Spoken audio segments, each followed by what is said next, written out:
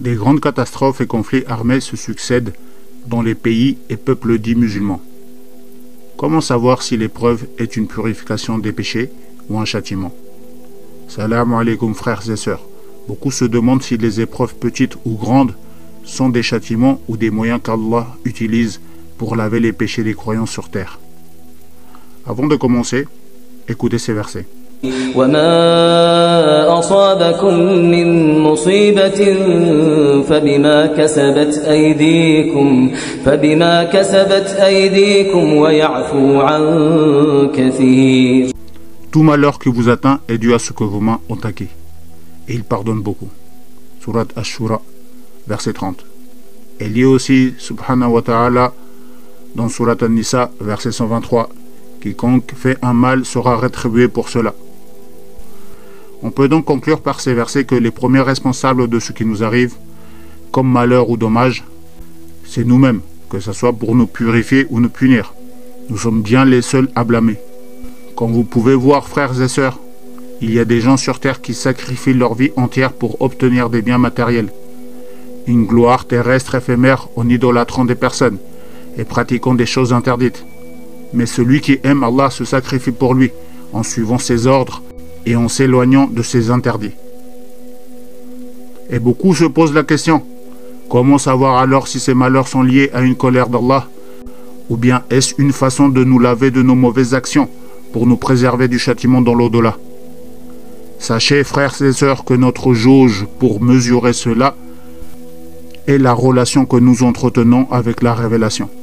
Soyez attentifs. Si le fait d'entretenir un bon rapport avec le Coran et la préservation de la sunna de son messager, sallallahu alayhi wa sallam, est l'un des moyens qui attirent l'amour d'Allah, et le fait de l'abandonner et d'enfreindre les règles de bienséance de son rapport avec lui attire son courroux. Ibn al-Qayyim, rahimahullah, dit: l'abandon du Coran peut être de différentes manières. Voici 5 points essentiels. Le premier, en abandonnant son écoute, en manquant d'avoir foi en lui et en se désintéressant de lui.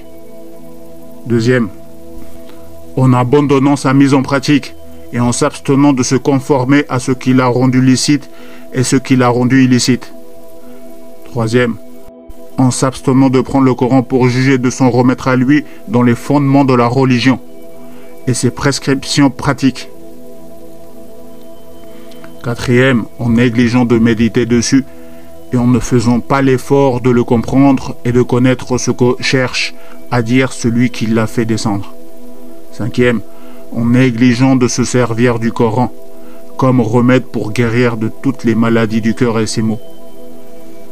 Comme on a pu le voir, le simple fait de se retrouver dans un de ces 5 points suffit pour s'attirer le courroux d'Allah et faire partie des égarés. Même si la personne prétend aimer Allah, car l'amour envers son Créateur se manifeste par des actes, et ces actes sont le suivi de ce qu'Allah Azza wa Jal a révélé.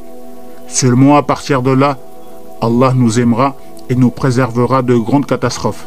C'est pour cela qu'Allah subhanahu wa ta'ala dit concernant les gens qui disent l'aimer: قل إن كنتم تحبون الله فاتبعوني يحببكم الله ويغفر لكم ذنوبكم. Dis, si vous aimez vraiment Allah, suivez-moi. Allah vous aimera alors et vous pardonnera vos péchés.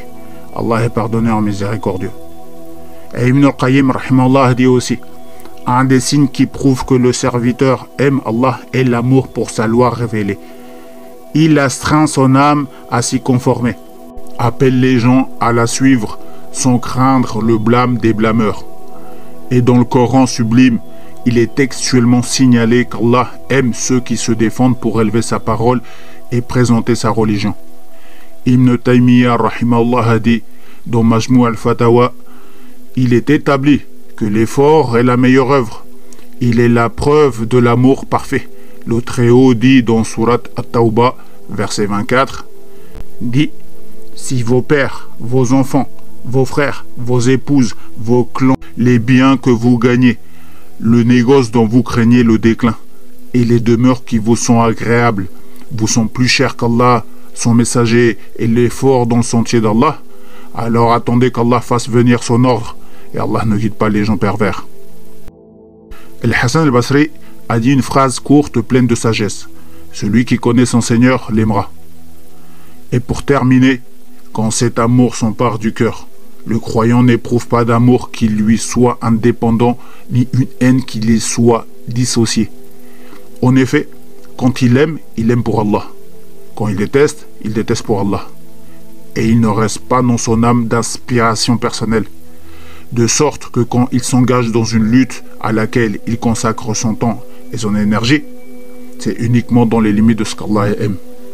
Et n'oubliez pas cette parole du prophète sallallahu alayhi wa sallam, qu'Allah Azza wa Jal va châtier cette communauté jusqu'à ce que les gens reviennent à leur religion.